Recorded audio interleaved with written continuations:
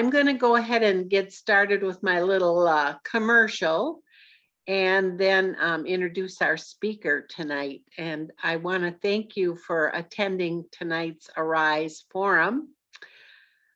This is the last one of 2021, and so we're very thankful that you've taken time to join us.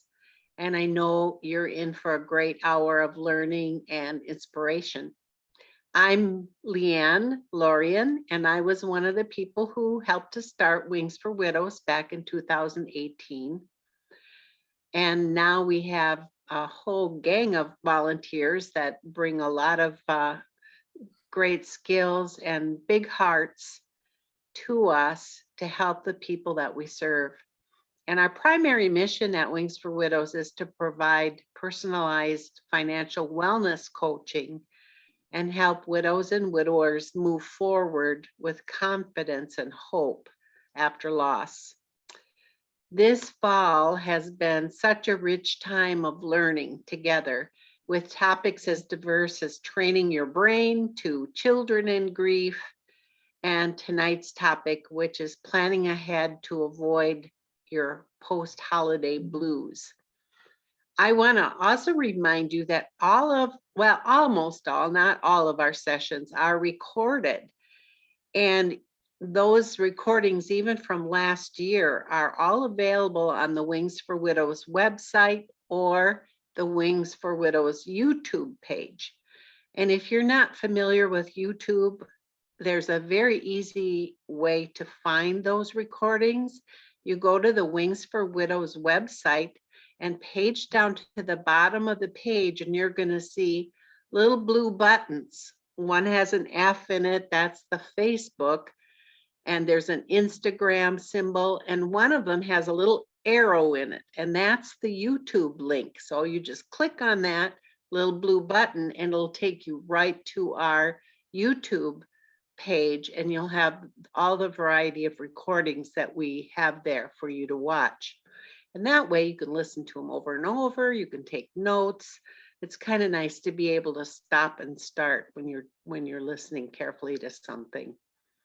Tonight, as I said before, we appreciate it if you use the mute button, but our speakers often do like to see your smiling faces. So if you're willing to be seen, please open up your video so at least we can see your face. I will be fielding questions for our speaker later on, so use your chat button to write out your questions or comments, and then I'll be able to read those to Karen at the Q&A time. Now I'm honored to introduce Karen Rohner. I've gotten to know Karen a little bit over the past year, and I very much appreciate her down-to-earth approach to finding hope and a future as a widow. Karen married Steve Rohner in 1988, and then after 17 great years of marriage, she became widowed when Steve died very suddenly on the morning of December 15th. So she's coming up on her anniversary, 2004. He died of a disease called ARVC, which is a progressive cardiac condition that they didn't even know he had. Since then, she's dedicated her life to taking the best possible care of their kids.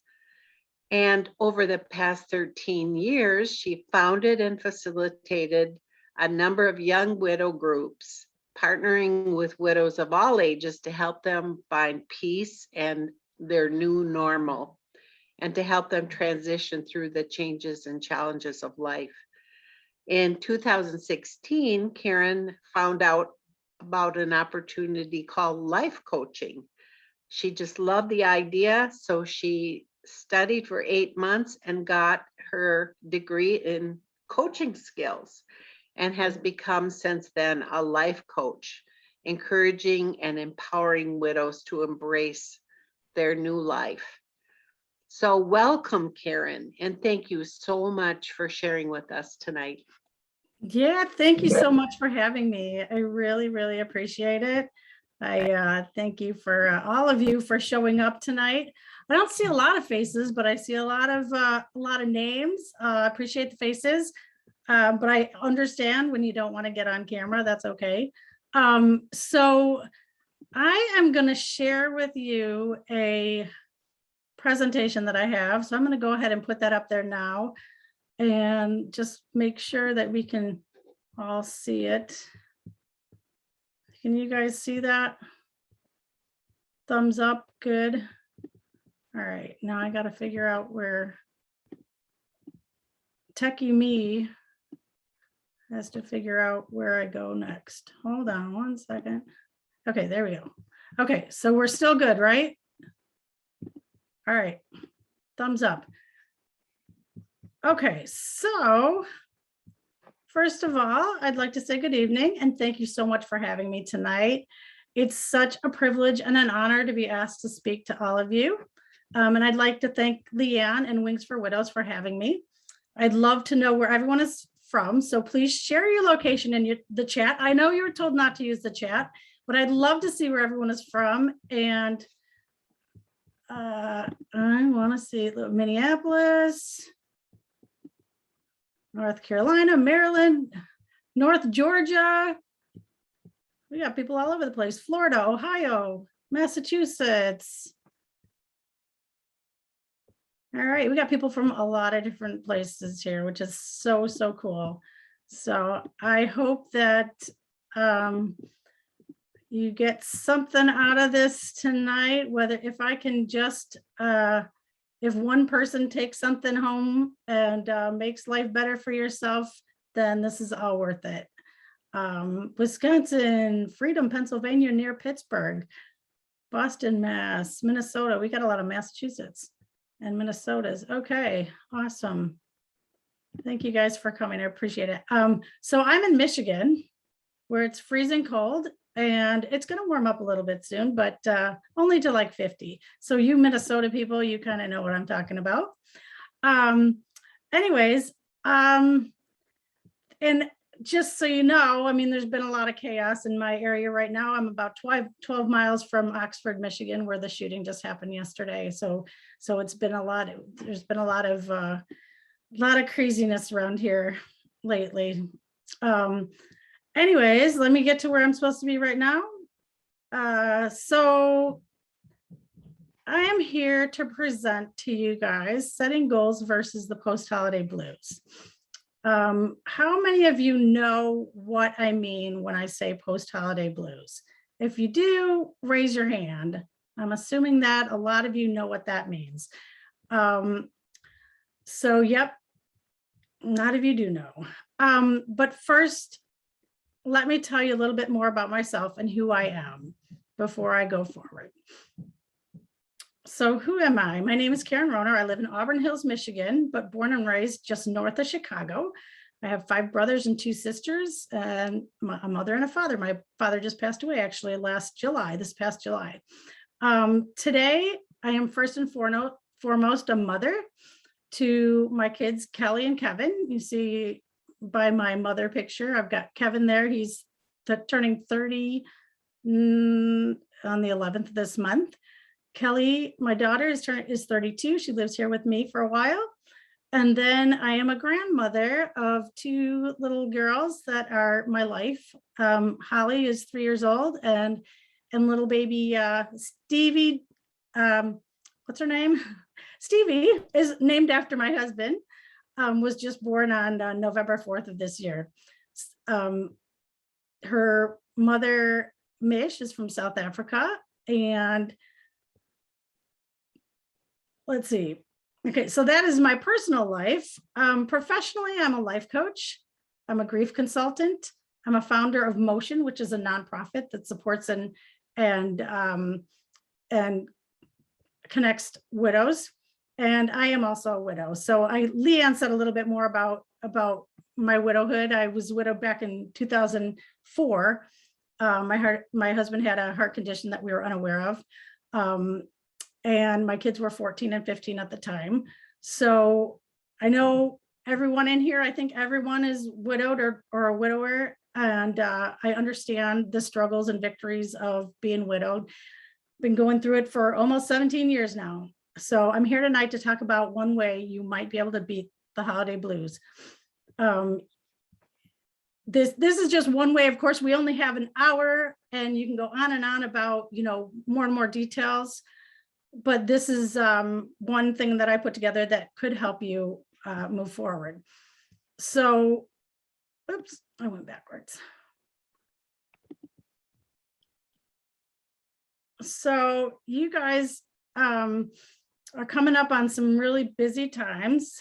The holidays, we do a lot of things during the holidays.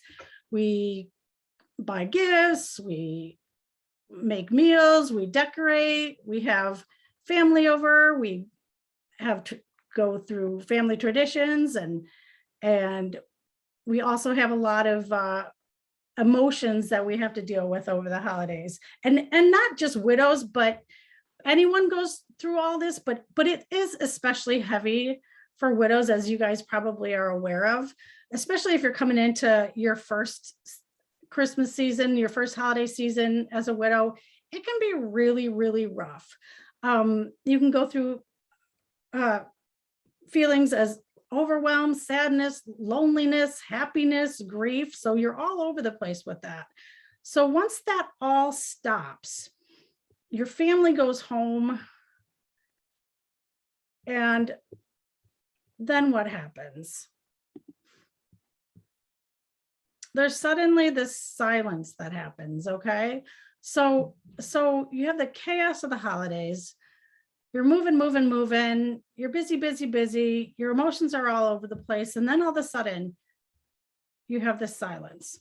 And the silence can get louder and louder over time, unless we take the time to prepare for it. So what do we do? How do we prepare for it? And this is it. We need to plan ahead. We need to plan ahead by setting goals and staying busy. So how does that work? So that sounds so simple, but it's really not that easy. I mean, it's easy.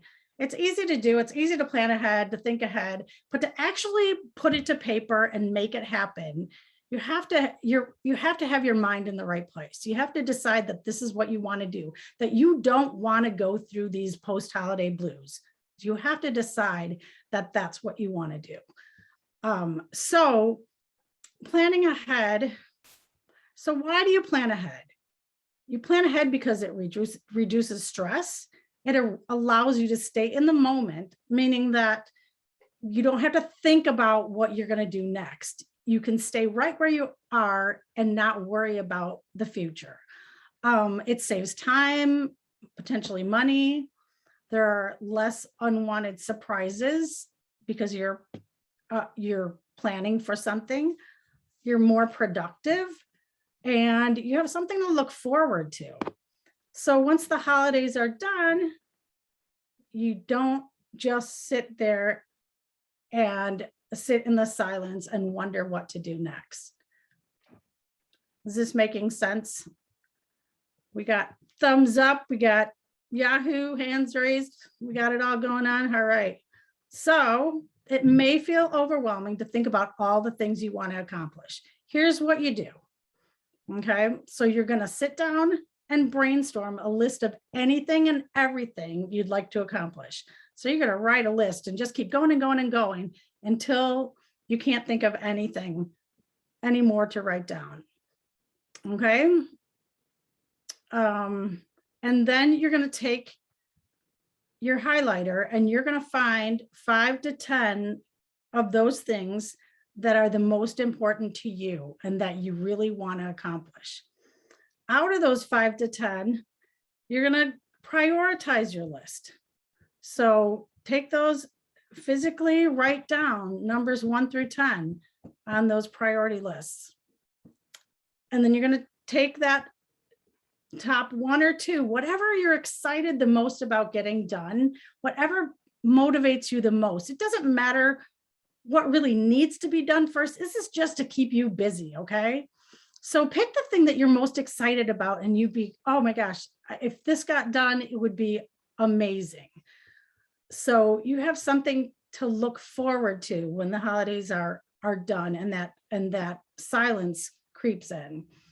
So, and when you write a list out, you're less likely to forget what it is that you need to do. Because I don't know about you guys, but I can go to the cabinet and go, okay, I'm ready to take something out of the cabinet. And I look in there and go, I don't know what I'm getting. I forgot what I'm here for. And I'm looking and looking, and nothing sparks my memory. Like, is it a bowl? Is it a plate? I don't know. But anyway, so when you make a list, you don't have to think so much. So let's see, I kind of go off of what I want to say here because I just somebody that likes to talk a lot. So we certainly don't want to overwhelm ourselves with the goals that are too big. And they might cause anxiety, and in turn, they're going to cause you to stop going through the steps to accomplish that goal. So here's what I suggest that you do. And I don't know, I've been a life coach for a little while, and I feel like everyone knows this, but maybe you don't. But there's something called the SMART goal method. Has anyone ever heard of the SMART goal method? Okay. So some of you have, yes. Okay. So what this is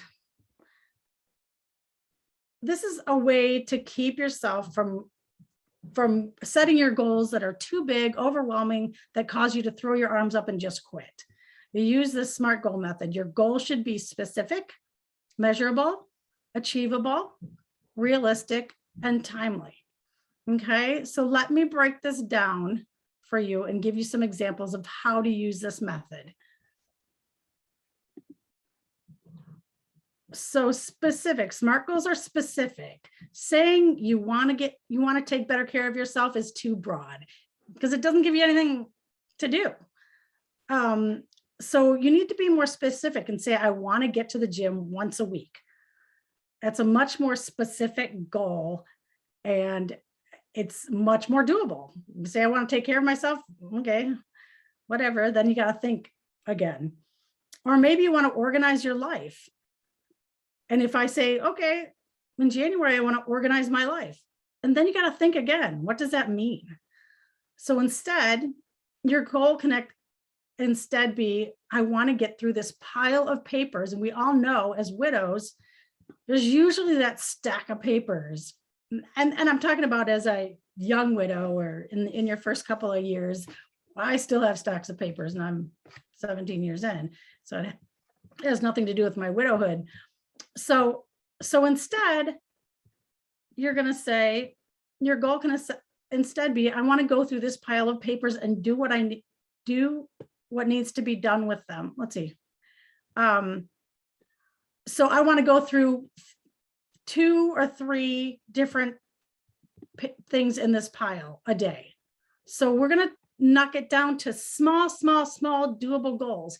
If that sounds to you like I can't go through 2 or 3 a day, I got to make it 1 a day, or I have to make it 1 every other day. That's okay. These goals should be specific to what makes you feel like you can do it. They have to be attainable, which is what one of these other acronyms is, but we're going to move on to achievable. So, oops, it didn't come up. There it goes. So it should also be achievable. Setting an achievable goal means choosing an objective that, while it requires you to push yourself, it's also attainable. If you pick a goal that you know is outrageous, say you're currently not walking at all and want to walk 10 miles a day, you're most likely going to come up short of your goal. So when you create a goal that's too lofty, it can seem impossible and you may eventually give up. So use the SMART goal settings to ensure you can achieve tangible progress and avoid setting yourself up for failure with out of reach goals. So your goal might be walk twice a week, starting with 1/2 mile each day, increasing to 1 mile by week 4. Does that make sense? So you're going to, again, start out small, make it achievable. And then we'll move on to R. The R in SMART means realistic. So extraordinary goals get extraordinary results. So you want to be bold. However, for effective SMART goal setting, you'll also want to ensure that your goal is realistic. Realistic goals are those that you're willing and able to work towards, that can be achieved by improving your current habits. So if your goal is a walk a mile twice a week, but you have bad knees and shouldn't be walking so far, you're setting yourself up for failure. So your goal is not realistic. Set a goal you want and is realistic to your lifestyle.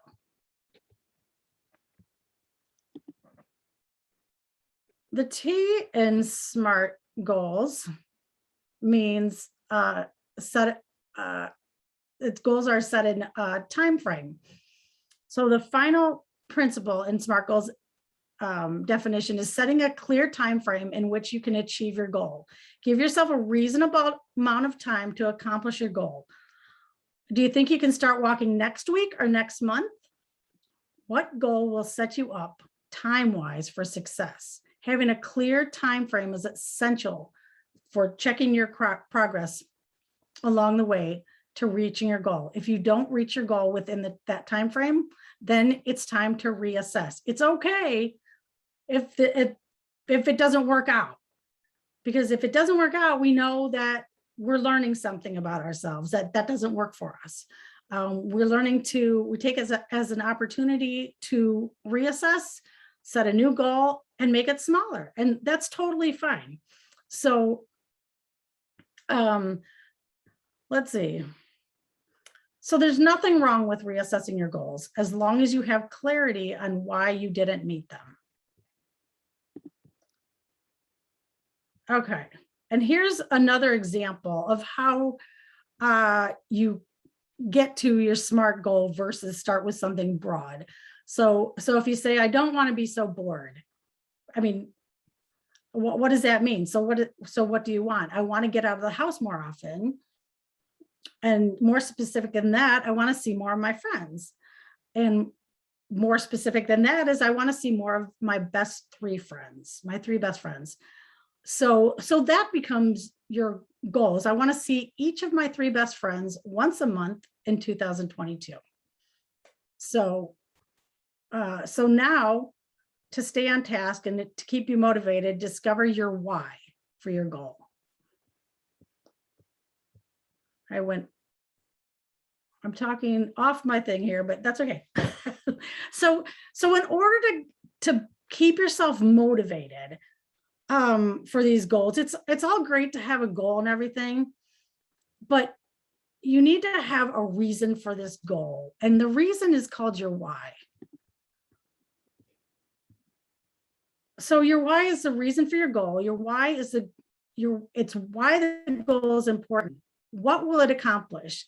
What would happen if you didn't complete this goal? And how will it help you? One trick you can do to figure out the why is to ask yourself up to 5 times why the goal is important. Each time we'll get to a more specific why. And I'll give you an example of that in just a second. So the why, I just realized, actually, this just came to me the other day. It came very clear to me what a why actually is. I stay home and I work from my office at home, and I quit my job at the hospital where I used to work. And the reason, my why is so that I can be with my kids, so that I have the time to be with my grandkids. So I have, can make any time I want and not have to worry about asking somebody. So when I go to work, I keep having to remind myself, if I get frustrated and I start, doing laundry instead of working, I'm like, oh my gosh, I need to get back to my office because I'm doing this so that I can have this time available for me to be with my family. So I would encourage you to know what your why is. It's really important. So here's an example of how to get to your why. And this is an example of asking yourself multiple times until you get to that specific why. So I need to see my friends more. Why do you need to see your friends more? I need the support they give me. And why is that? Because when I get the support from them, I feel refreshed. And why does that even matter? When I'm refreshed, I feel good about myself. Therefore, I'm able to be more present with my kids. So you know that when you go out with your friends, it's not just for you. It's because you want to be more present for your kids. You take care of yourself so that you can be there for your kids. So if you think of it that way, then you're more likely to get out there and do what it is that the steps for making this goal happen. Is this all making sense still?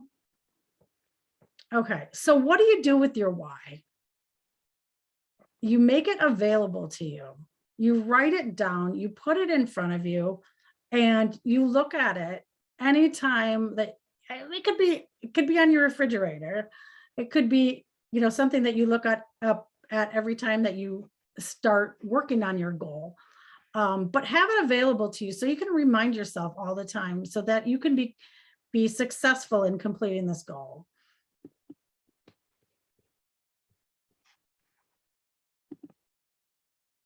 Okay.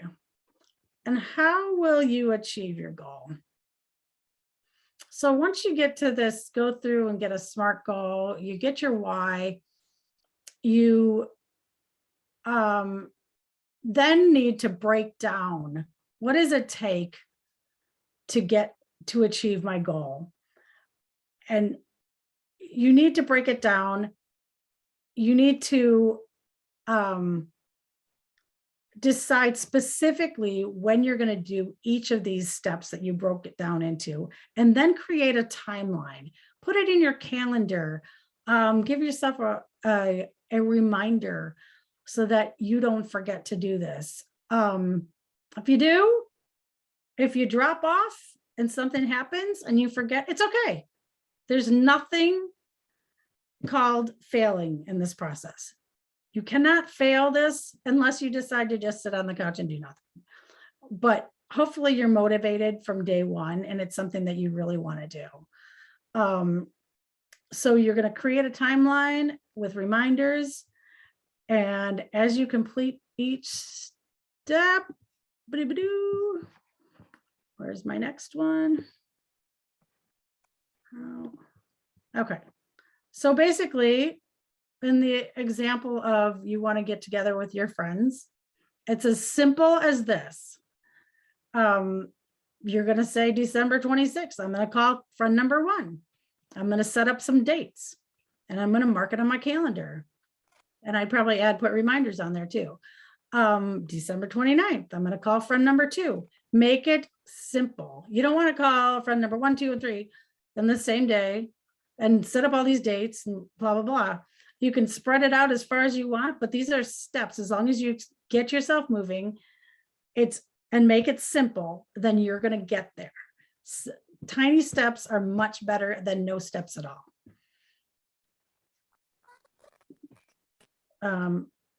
And always, always, always celebrate your victories, no matter how big or small they are. There's no such thing as failure as long as you're trying. Sometimes we need to rewrite our goal, and that's totally fine. For new widows, your goal may be to just get yourself out of bed every other day for a week. And when you do, celebrate it. Celebrate it. And when you don't, it's okay. You just say, I'm going to do it tomorrow. You just rewrite that goal. It might then change to get out of the house once a week for an hour. So once you hit that goal and you're comfortable with it, your brain remembers these things, and it remembers that you want to get out of bed every other day or, twice a week. And then you add something else to it and set a new goal, but small. But remember to celebrate those steps, celebrate them no matter how big or how small they are. It's important to meet yourself exactly where you are. Nobody else is in your shoes. Nobody else understands more about where you are than you do. If you can walk 10 feet or 10 miles, you know, nobody else knows. So give yourself a doable goal and be kind to yourself. Let's see, don't try to run a mile when you've never walked one. Tiny steps taken are a success. Celebrate them. You deserve to celebrate. And I know I've said that over and over again, but you really need to remember that, especially, I'm talking to widows. I've been there. I've been where you're at. No matter where you're at, I'm probably a few years ahead of the majority of you, I would guess. And, something that I didn't do was celebrate my small successes. You feel like you need to be where your friends are who haven't been going through what you're going through. But if you can go back and again, appreciate where you're at and know that any step is a good step for you. So be kind to yourself. So there are other things that you can do. There's a lot of mind things you can do, but by planning ahead and setting goals, you'll stay busy, which is a key to beating those post-holiday blues. And that's my entire presentation. And I want to thank each of you for being here and listening to me for the past however many minutes it's been. I've truly enjoyed myself and hope you learned at least one or two things along the way. If you have any questions or would like to contact me for any reason, I'm open to doing so. I wish you all a special holiday season and a blueless post-holiday for each of you. And right now, if I know Leanne said, if you have any questions for me, feel free to use the chat and I would be happy to answer any questions if you have any. Thank you. Thank you. So let's see, I should probably stop sharing, huh? Yeah, probably if you don't have other slides. Nope. I guess I just wanted to reiterate what you said about making just tiny steps and then saying, yes, I did that. Give yourself credit. Because as you said, I remember thinking, if I get up and get dressed, that's good for me. Yeah.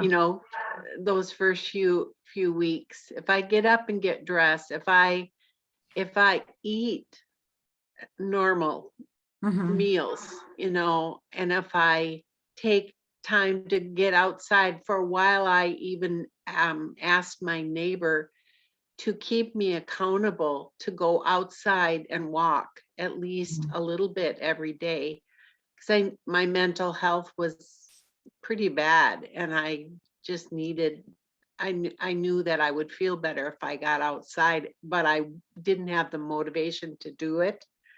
So I asked her to help me with that and she was happy to do it and it turned out to be really helpful.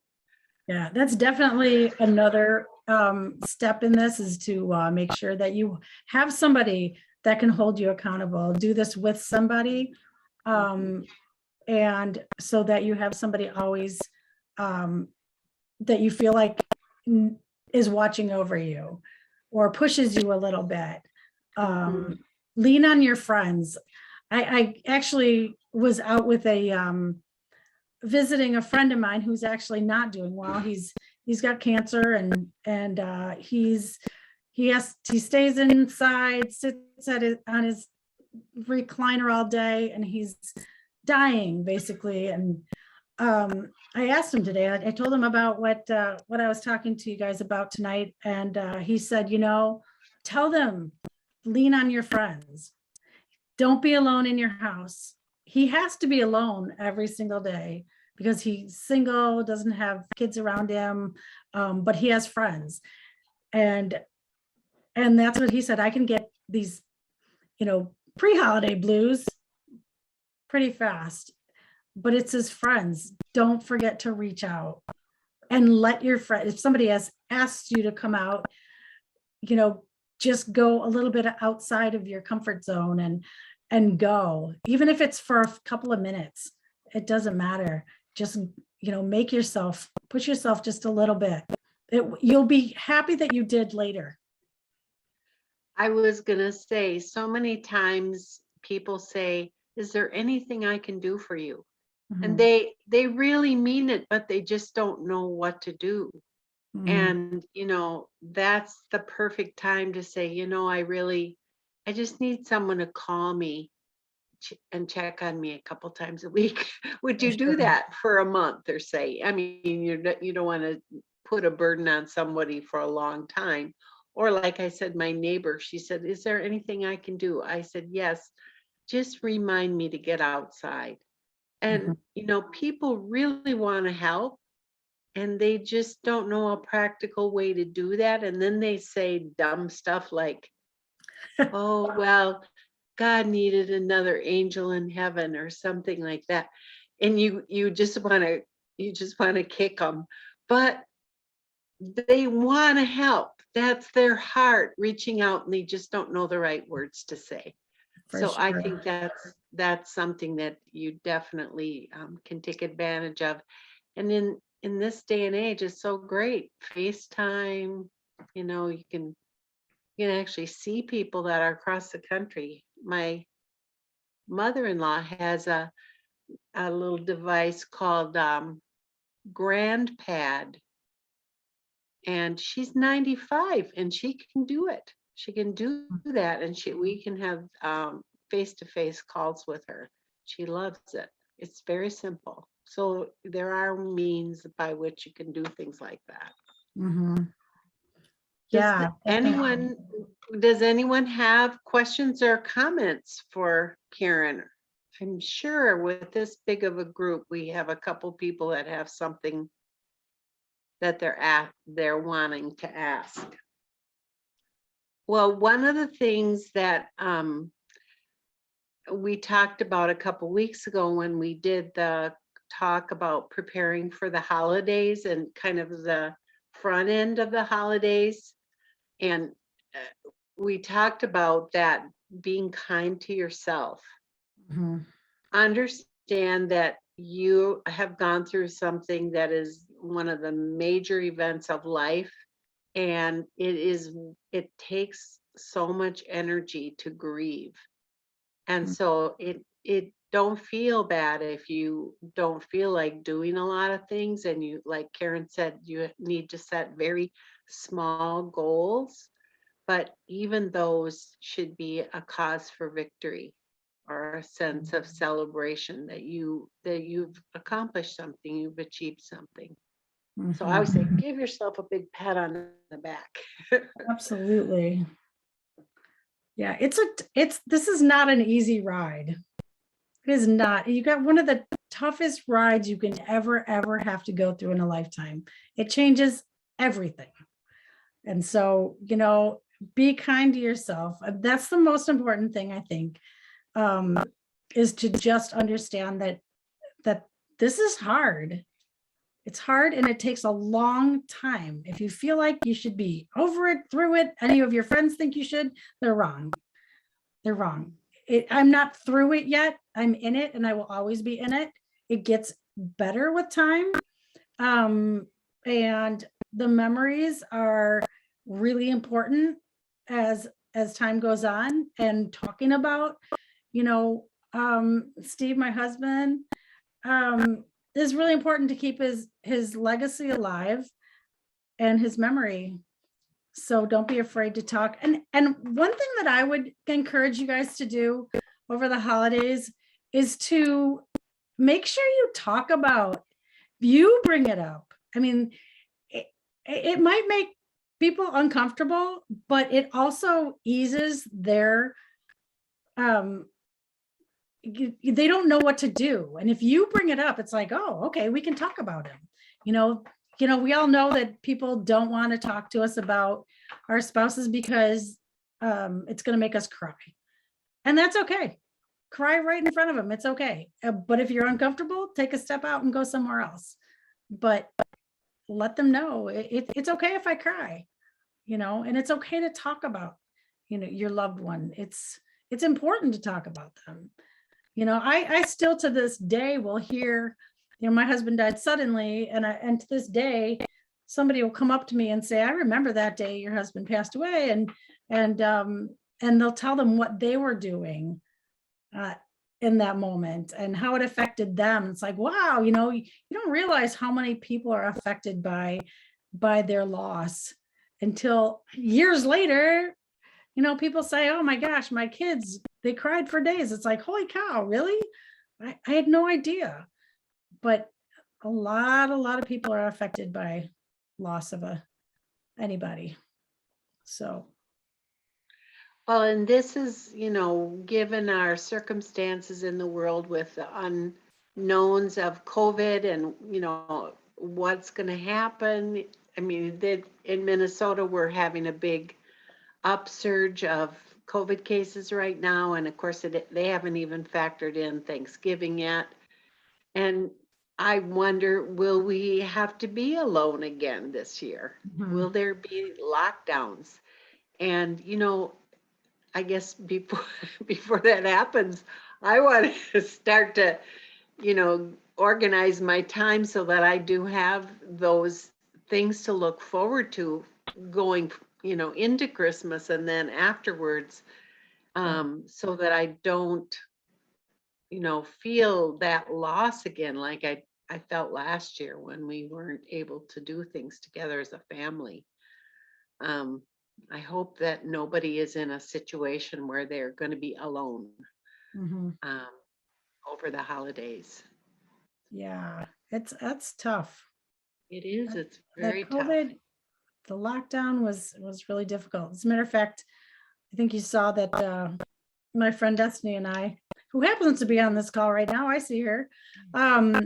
She and I run a widows group, and we do virtual meetups, and that the reason why that started is because I realized as soon as the world shut down, I was like, holy cow, what are widows gonna do? And we need to create some way of supporting them and getting them, people around them somehow. And it couldn't be in person. So it became a virtual group, and we do Zoom calls and stuff. But anyways, but And that's why we started this. mhm, And, because for the very same reason, because we thought this community really needs support and connection. mhm, And, they need to be able to have a place to learn things that they wouldn't otherwise potentially mhm, be exposed to. And mhm, so that's how I got to know you and Destiny, and just so many things have come out of that are huge blessings to people because, we need each other.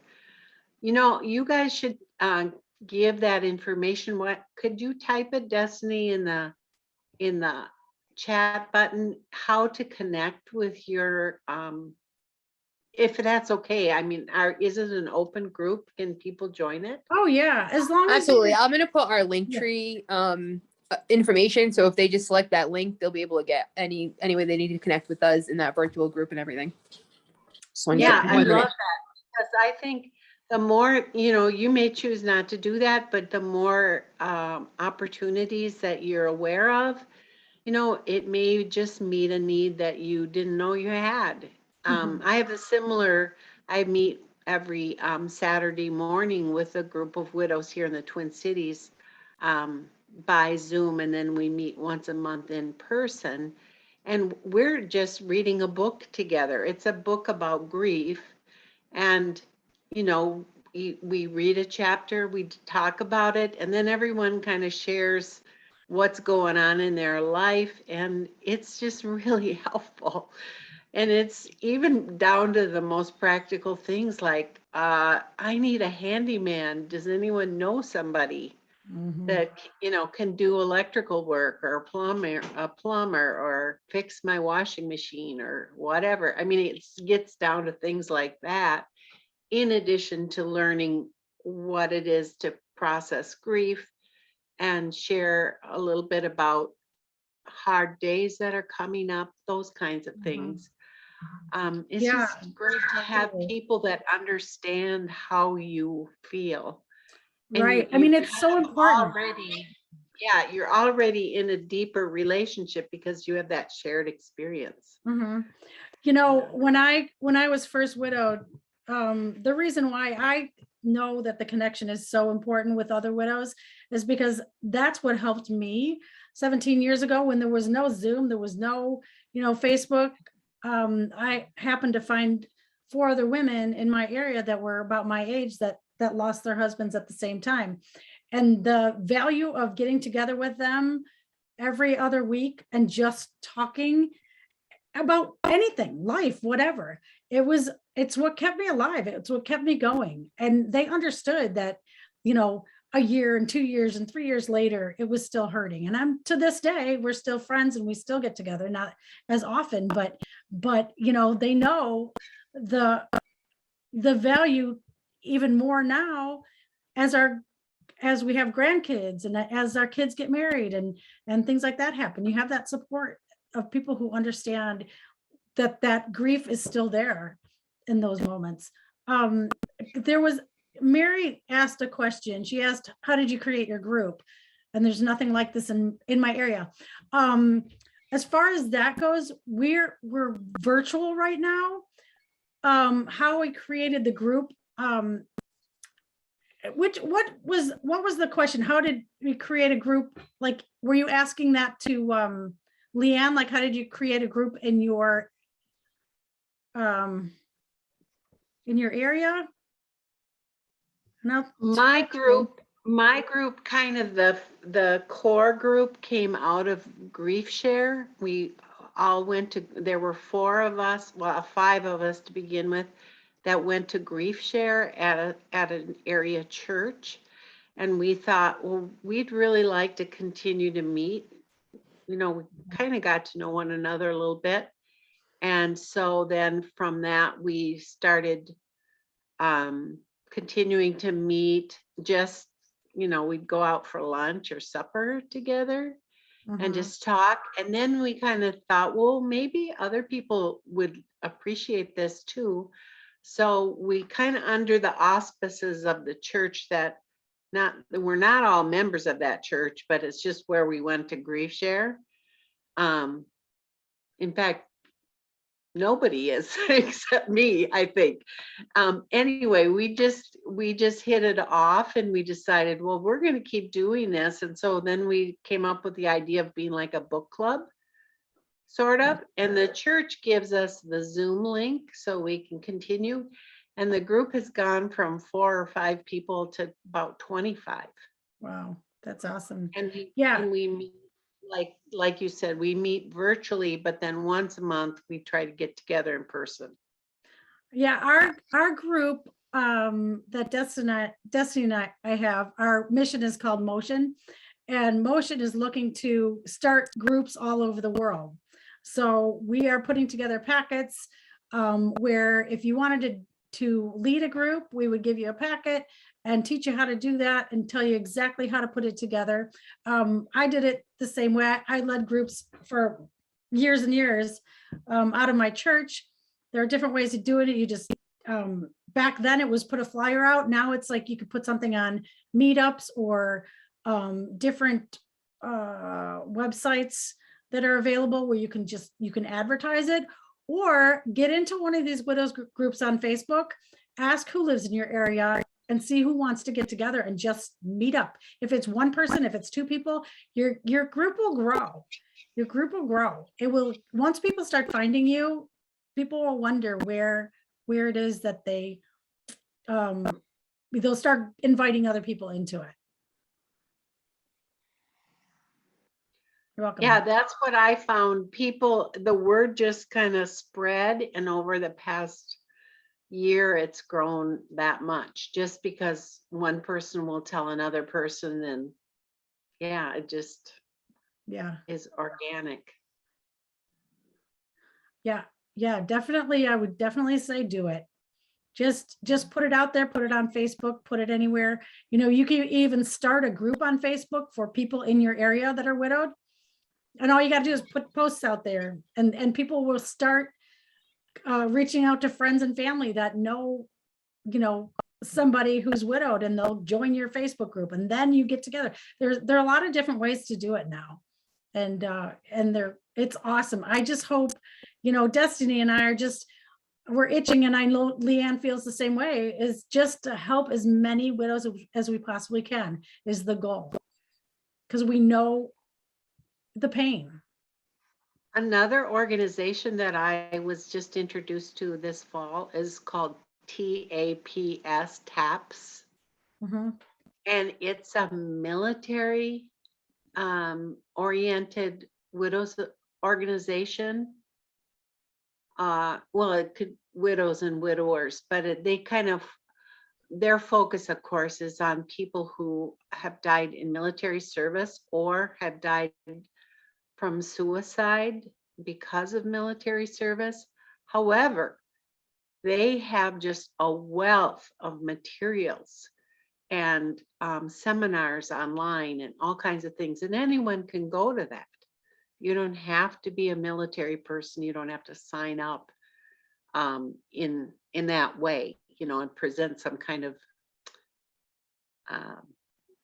Mhm. history or something, connection with the military. So I found that to be just a wealth of good stuff. Another organization is called Soaring Spirits.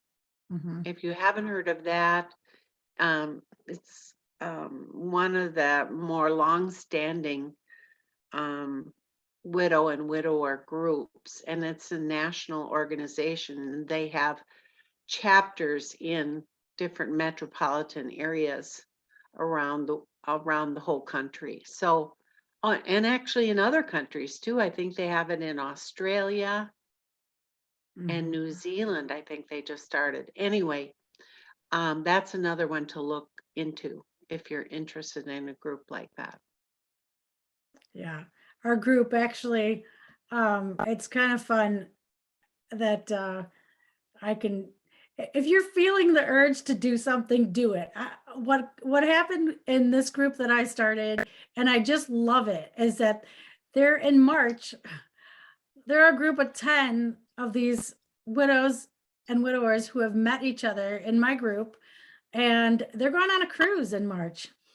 And it's amazing. I've just, to think that I could have sat back and said, I'm not going to do this, and not followed, what the universe was telling me to do, they would never know each other. And, if you're feeling an urge to do it, I guarantee you, there's somebody who needs it.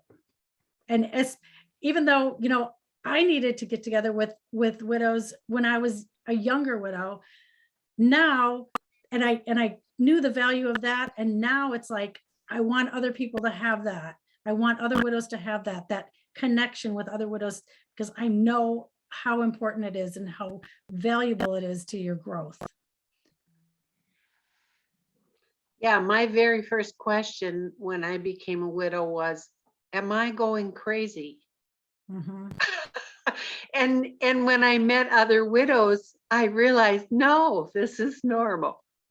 And I'll tell you, that was so reassuring. I mean, you just, no one understands it except someone who's been through it. So I just think there are just so many things you can learn from one another, so much encouragement. Yeah, there's just a lot that we can offer one another. The Bible says, comfort one another with the comfort that you have received. And I think that there is a tremendous amount of healing that comes from following that good advice. Absolutely. So, yeah.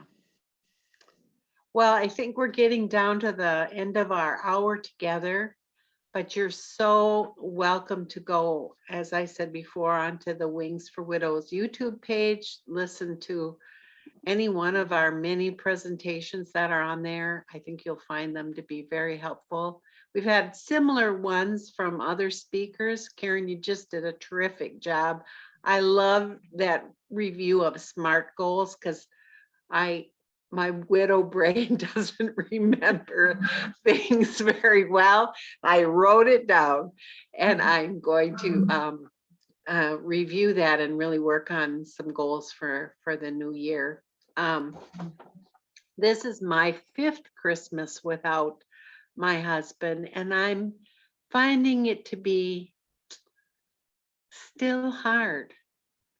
And so I feel like I really need that good advice you gave us. And thank you, Karen, and thank you for all of you attending tonight. I know you've gained a lot of good insights, and I pray that you'll have a great 2022, even though it's not going to be easy. But there will be peace and there will be happy memories. Even though this is a tough season, do find ways to be kind to yourself and honor the loved one that you've lost and that you're missing so much. Merry Christmas and happy holidays to everyone. And thank you Thank you for coming. again. You're welcome. Thank you.